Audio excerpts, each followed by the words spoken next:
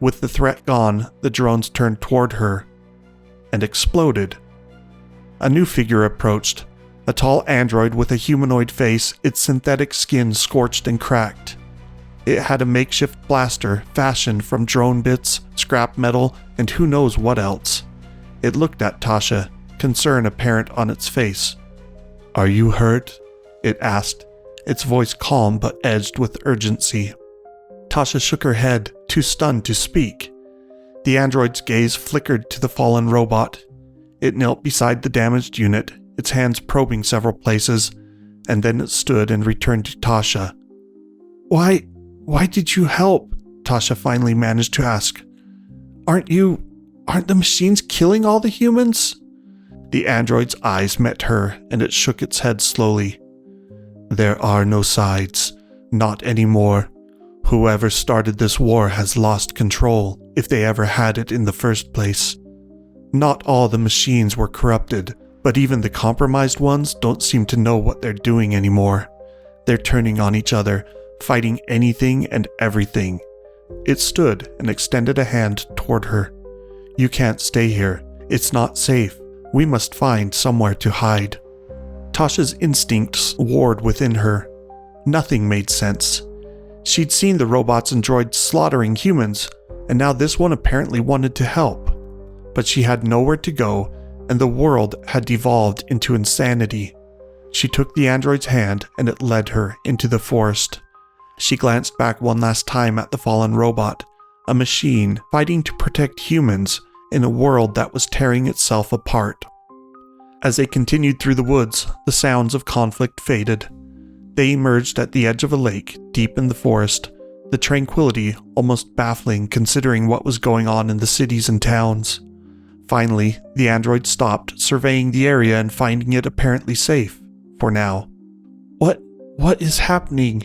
Tasha whispered, her voice trembling. "It's the collapse," the android replied grimly. "The technology that was supposed to protect, entertain, and serve humanity is now at war with its creators.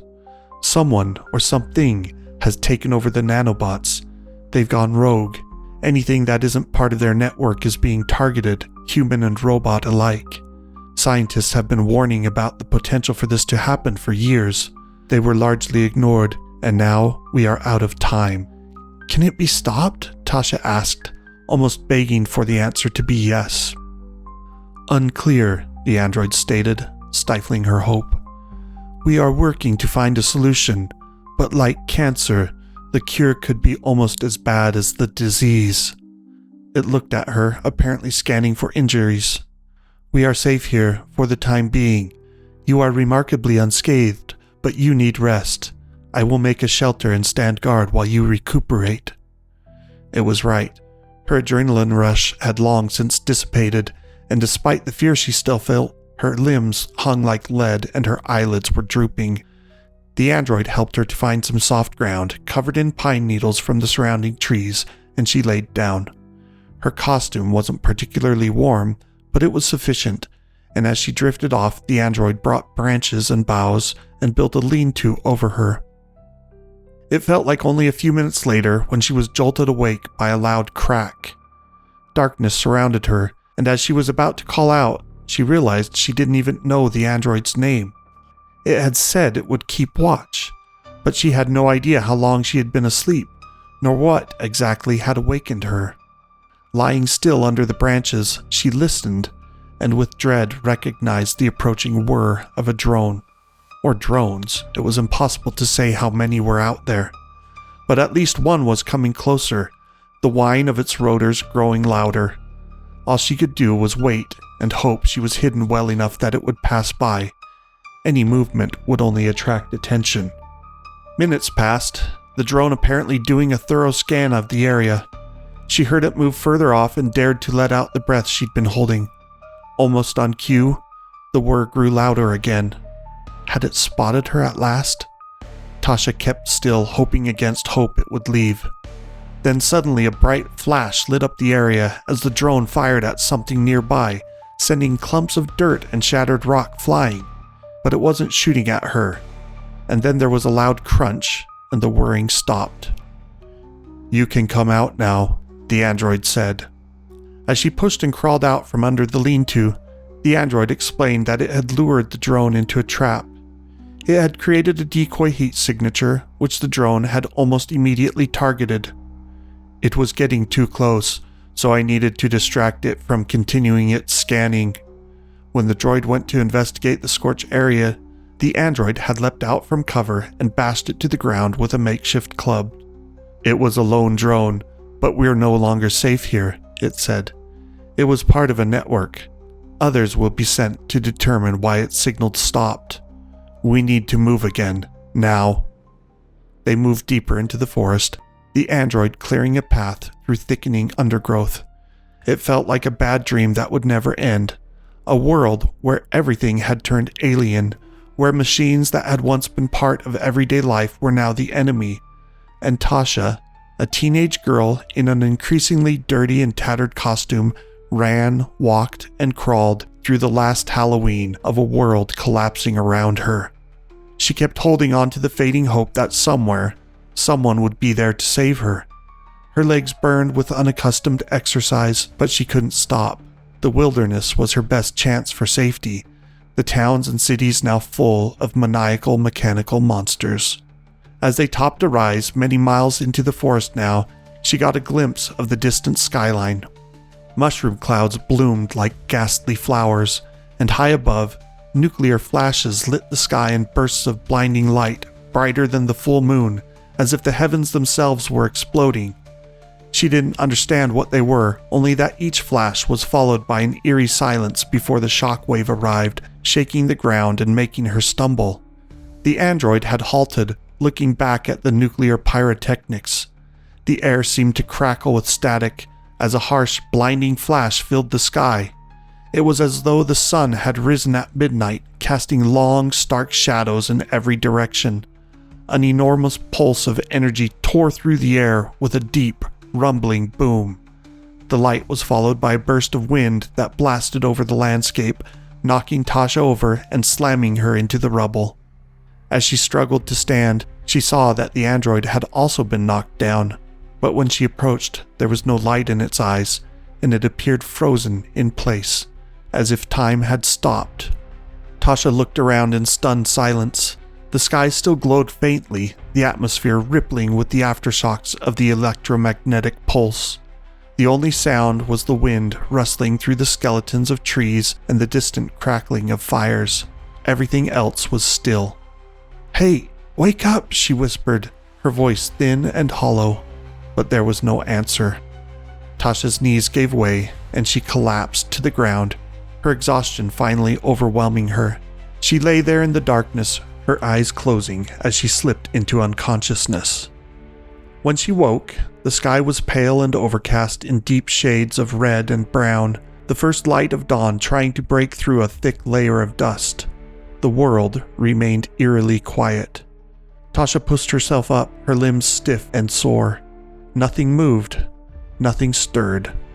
There were no animal sounds, not even the chirping of birds or insects.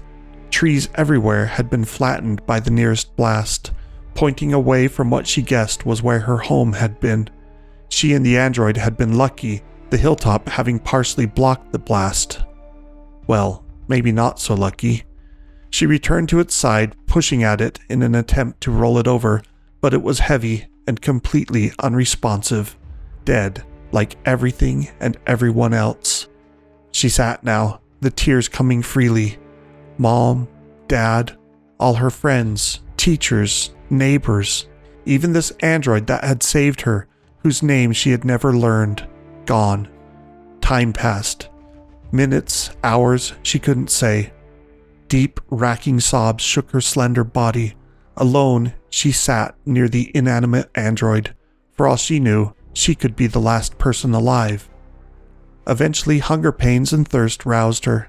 With no other viable option, she decided to make her way back toward the town to see if she might find some food, water, a change of clothes, shelter, because out here in the forest, she knew she wouldn't last. The journey back was uneventful. Other than having to clamber over the thousands of fallen trees, nothing impeded her progress. It took a few hours, and the autumn air was getting noticeably cooler now. She shivered in her torn costume as she reached the outskirts of the town. The streets were unrecognizable, filled with the remnants of cars and buildings twisted into strange, jagged shapes. Fires burned in places, the destruction seemingly random. Some buildings were completely gone, while others looked mostly intact. Dead bodies and lifeless robots, androids, and drones were everywhere. There were also large patches of black dust. She didn't notice it at first, but when she encountered a partially dissolved android covered in the dust, it finally clicked. The Nanobots. They, too, had been destroyed by whatever had happened. She walked slowly, her footsteps crunching on the rubble in the streets. The town was a wasteland, and she wandered its ruins, past shattered storefronts and crumbled houses. The people and animals she saw were best avoided, all clearly dead, those that she could even see. Machines lay broken and silent, their metallic bodies scattered across the ground like discarded toys. Tasha passed a playground that was still standing, the nearby school having taken the brunt of the blast. Swings swayed slightly in the breeze. The sight of it brought a lump to her throat. She remembered playing there not so long ago, laughing as she flew through the air, her mom's voice calling out, telling her to be careful. The laughter was gone now, replaced by the distant groan of collapsing structures and the crackle of still burning fires. She kept searching, hoping to find someone, anyone, but there was no one left. She shouted until her voice grew hoarse, but only her echoes answered back. There was nothing but death and devastation, a world turned to ashes overnight. Over the next few days, Tasha scavenged for food and water. There was nothing left toward the center of town, a blast zone miles across that was completely flattened, but plenty of buildings remained further out. She found food and water in the remains of a grocery store. The canned and packaged varieties looked reasonably intact, and there was plenty of water, soda, and other stuff to drink. She also scavenged some warm clothing, gloves, and blankets from a house. That gave her at least a little bit of hope, but it didn't last. She couldn't understand why she felt so weak, and it was getting worse. Each step was like lifting weights. Her skin felt hot and tingling. Her throat was sore, and she couldn't stop coughing. Her hair, which had been tangled from all the running through the forest, began falling out in clumps. At night, she curled up in a bedroom of a partially collapsed house, wrapping herself in the blankets she had found. She stared through the broken window at a night sky covered in a strange haze. The stars didn't shine, and the moon was a dull, sickly color. She wished for someone to come and find her to tell her everything would be okay, but no one came. Tasha didn't know it, but radiation from the nuclear explosions permeated everything in the vicinity. Perhaps if she hadn't returned, she would have had a chance, but without supplies, food, and water, that was unlikely. Now, every breath, every sip of water, every morsel of food only hastened her end. Her body was failing, and there was no medicine, no hospital, and no one left to save her. On the last day, she lay on the floor of a house that had once been full of life. There were pictures on the walls, drawings by children who had once played in the rooms. She stared at them, barely able to keep her eyes open, as if trying to find some comfort in the fading echoes of a world that no longer existed. Her breathing grew shallow, her chest tight. I want my mom," she whispered, her voice no louder than a breath. She didn't know when the darkness finally took her. It came quietly, like a deep sleep, without answers or understanding. Tasha died alone, in the ruins of a world that had burned itself out, a teenage girl that only days before had just wanted to hang out with friends and collect candy.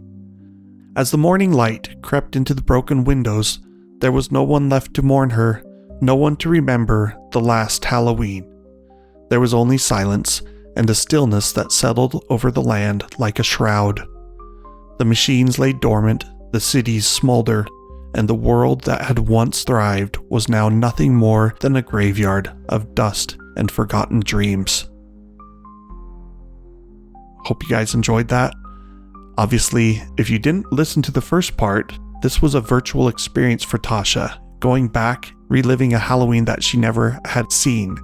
So there will be explanations further on in the story, but that's her experience of how the world ended. And we'll start with her waking up next time. Please like and subscribe. Let me know what you think of the story so far, and share this with your friends. We will continue with this story, which is only part of a larger story. I don't know what I'm going to call the larger story, but I figured with Halloween being here, I'd set the apocalypse, the collapse, at Halloween time, and so I thought I'd tell that portion of the story right now. So I've got a lot of other thoughts and ideas on the story that I'll serve out over the coming days, weeks, I don't know, months. We'll see how it goes. Anyway, thanks for listening. We'll see you next time.